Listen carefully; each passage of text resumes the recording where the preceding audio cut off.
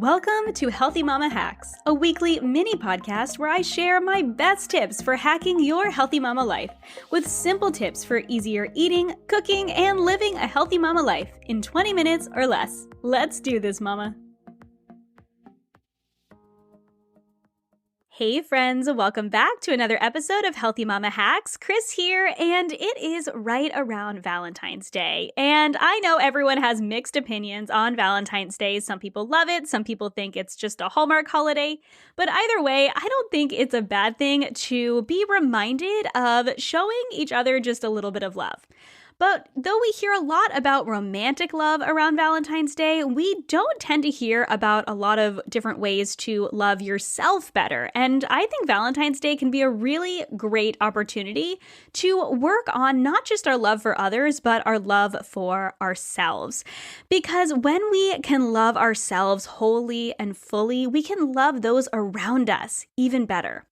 And self-love, it's not about loving the way you look. Part of it is accepting the way we look, but it's about treating yourself like someone you love, and it doesn't have to be hard or complicated. It's been a long journey of learning to love myself through all of my struggles with food and body image and self-worth, and today I just want to share with you some simple hacks for loving yourself better. Some of the things that I have learned over the years to love myself better, and things that you can do that you can include in your day and in your week on a regular basis, not just around Valentine's Day, to love yourself better. Because the better you feel, the better you will want to feel. The better you treat the one body, the one self you will ever have, the more that ripples into other areas and the more that ripples out to other people. So let's be people that love ourselves in order to love others better. Here are 20 simple ways to love yourself more this Valentine's Day and beyond. Hack number 1 is to visualize your ideal self and start living it. When's the last time you took a few moments and you just visualized what your ideal life would look like, who that woman is you want to be, how you want to show up in the world? Who is she? Not what she looks like, but who is she for her kids? Who is she for her partner? Who is she for the world? And how can you embody that in one small way today? We will never get to where we want to be if we don't know what destination we're aiming for. So let's create that vision and start walking towards it one step at a time. Hack number 2 to love yourself more is to stop comparing yourself to other people. We have no idea what their lives look like from what we can see on the outside. Social media is more often than not a highlight reel, and if you find yourself comparing yourself to other people on social media, whether it's comparing yourself to their home, their body, their parenting, their relationship, I want you to stop right there and take a few moments to be grateful for what you have. Even if you are not in the most ideal situation in any of those areas right now, I want you to remember that your body and yourself is the only one you are ever going to have. You will never be that person. And that's okay because you were made uniquely you, uniquely beautiful in your own way. And when we are comparing ourselves to other people, we are halting ourselves from becoming the best version of ourselves. So instead of comparing yourself to someone else, how about you start working towards becoming the best version of you that you can be? Hack number 3 is to give yourself intentional space. My friend Sarah Dalton talks about creating white space in our schedule, and that is just one simple way we can create more space in our lives. When we pack our days so jam-packed with things to do, with our to-do lists, with laundry, with cleaning, with cooking, with all of these things that are necessary, but never give ourselves space to clear our minds, to take some rest. It's really hard to feel that love for ourselves when we feel like we are constantly run ragged. So where is there a small space in your day and in your week to take the time to go for a walk, to take a rest, to clear your mind, to do some intentional journaling, to go back to hack number 1 and visualize your ideal self? Where can you bring in some intentional space into your life to be with you and to remember who you are? Hack number 4 is to move your body. This doesn't have to be structured exercise, though exercising is great. I want you to make sure that you are doing something you love. The key here is to actually get moving. Studies have shown that there are incredible mental health benefits to just getting moving on a regular basis. So going for a walk, if it's in the summertime, going for a swim, being able to just do something to move your body and not just be sitting all day long, going rollerblading or biking with your kids, running around the backyard. It doesn't have to be complicated. You can have a dance party with your kids in your kitchen. Just move your body a little bit every single day or at least a few times a week. Tip number 5 is to clear your mind. My favorite time to do this is at the end of the day, and I just love doing a total brain dump of everything I've been thinking about during the day so that I can set myself up for a better night's sleep. Oftentimes, we go through our days just allowing all of these thoughts and to-do lists and worries to pile into our brain, and when we never let it go, it just all comes piling on top of us, either at night when we're trying to get to sleep or first thing in the morning, and we feel overwhelmed before our feet even hit the floor. Clearing your mind, getting those things on paper so you can come back to them when you're in a calm place will help you to go to sleep better, to have a better night's sleep, and to wake up in a space where you feel clear and you feel ready to tackle your day instead of overwhelmed before the day even begins. Hack number 6 is to buy yourself some flowers or whatever little thing makes you feel loved. Maybe you wish your partner bought you flowers more, and they don't, and you've dropped some hints, and it's just not something they remember. Buy them for yourself. There's nothing wrong with doing those little things that make you feel good. They don't have to be expensive. A bouquet of flowers is like $3.99 at Trader Joe's, and I know it always lifts my spirits when I see them on my desk. So that's one simple thing you can do. But you could buy yourself a silly card that makes you giggle every time you see it. You could buy yourself a new journal to do that mind clearing in. It doesn't have to be something that breaks the bank. It's just something that makes you feel loved. And do it every couple of weeks or once a month, whatever feels good for you and your budget, but do a little something that makes you feel loved. Don't rely on somebody else to do it for you. Hack number 7 is to decide what self-care looks like to you. Self-care might look like manis, pedis, and massages to you. If your budget allows, that's great. But self-care could also just mean soaking in the tub for 20 minutes on a Sunday night, buying a DIY face mask from Ulta, and taking care of your skin. It could mean just 30 minutes away from the kids on the weekend to read a good book or browse Barnes & Noble. Self-care could, to you, mean doing a great workout that makes you feel sweaty and clears your head. Self-care looks different for everyone, so instead of relying on what someone else's definition of self-care is, decide what it looks like to you and take action on it. Hack number 8 is pretty obvious, but most people don't do it, and that's to drink enough water. Do what you need to get enough water to feel hydrated so that you're not having headaches or feeling low energy throughout the day due to dehydration. Can you drink water with a straw? That was a tip from one of the ladies in the Healthy Balanced Mamas community that I have actually implemented, and it's helped me to drink so much more water just by using a straw cup. I also know that I like my water nice and cold. If it's lukewarm, I won't want to drink it. So I also love drinking sparkling water. That's a great way to get in more water. Herbal tea, adding some lemon or lime to your water as well is a great way to drink more water. So just drink enough water. Take care of yourself in that one really simple, easy way. Hack number 9 is not an easy one like drink enough water, but it's an important one. And that's to challenge your inner critic. I'm an Enneagram 1, so my inner critic comes on strong. But where are areas in your life where you are being too hard on yourself, more hard than anyone else in your life might be? Oftentimes, we are our worst critics. So instead of just letting those thoughts pile up, how can you receive that thought, imagine it, and let it go? Because your inner critic doesn't need to take over. Even if it's not going to go away, we can choose. We can decide to let it go and choose to bring peaceful thoughts in. Hack number 10 is to wear clothes that feel good. Clothes are not designed for you to fit into them. They are supposed to fit you. So if your clothes don't fit you anymore, if they don't fit you in a way that feels good, if you're uncomfortable every time you're wearing them, if you feel bad about yourself every time you're wearing them, give them away. You have already spent the money on them. You're not wasting that. In fact, if you give them away to an organization like the Salvation Army or Goodwill, you could be giving those clothes to someone who needs them, who might not be able to afford clothes otherwise. So think about the fact that you're doing something good for someone else and also doing something good for you by feeling good in your clothes every single day. You'll walk taller, you'll feel more confident, you'll show up better when you are wearing clothes that make you feel good. Tip number 11 is to invest in yourself. This does not have to be something where you're investing thousands and thousands of dollars in yourself, but what is something that you have always wanted to learn?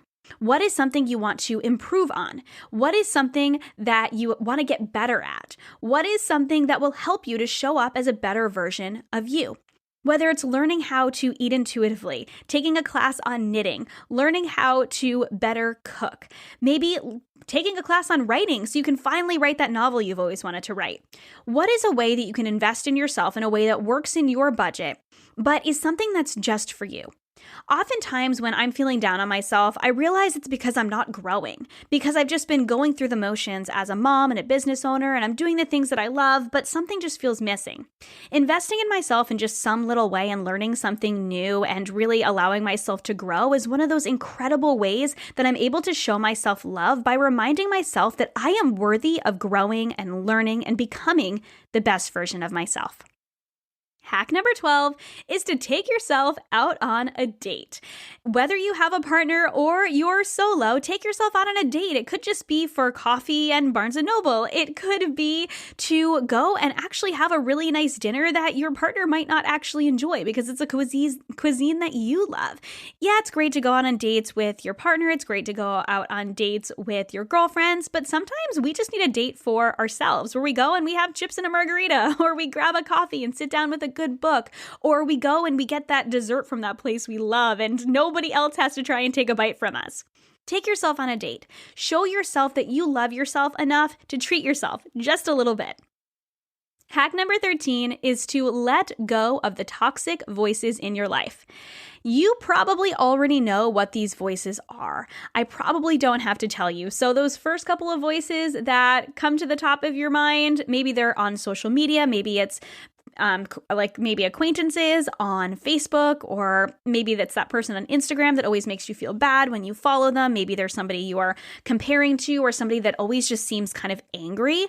Or people in your personal life. I hate to say it, sometimes we have to break up with people in our personal life, not just romantic partners, but it could be friends and it could be acquaintances that are just constantly making us feel worried or anxious or bad about ourselves. And it's okay to protect your energy. I want you to obviously take the time to think consciously about this and work through it and decide when it's the right decision. We don't need to make quick decisions about this, but let go of those toxic voices, whether it's muting someone on Instagram or unfollowing them on Facebook, or having those hard conversations that, if they are going to continue to have that type of relationship with you, then it needs to either look differently or it's not able to continue. I know that tough love is tough, but sometimes it's the best way you can love yourself, by just allowing yourself to consciously let go of the toxic voices in your life and let in peace and let in positivity. Hack number 14 is to practice trusting your decisions. Whether it's a big decision like letting go of a friend, like I just mentioned, or a big decision around money, or starting a business, or a change in your business, or something in motherhood with your kids, or even something like putting the down payment on a vacation you guys have been waiting for so long, but it feels like a lot of money and it makes you feel anxious. Practice trusting your decisions. Decisions are typically not something that we come to lightly, and it can be very easy to have buyer's remorse or just remorse over our decisions once we make them. But instead of allowing ourselves to sit in that, practice some self-love by just trusting that you made the decision, and so you made the decision well, and moving on. If something comes from it that isn't desirable, that's okay. You can learn from that and move on from that. But I want you to practice trusting your decisions and trust yourself. Just like you have to learn how to trust a romantic partner, we need to learn how to trust ourselves in order to love ourselves the best we can. Hack number 15 is to bring intention to your meals. You know that I talk a ton about intuitive, balanced eating.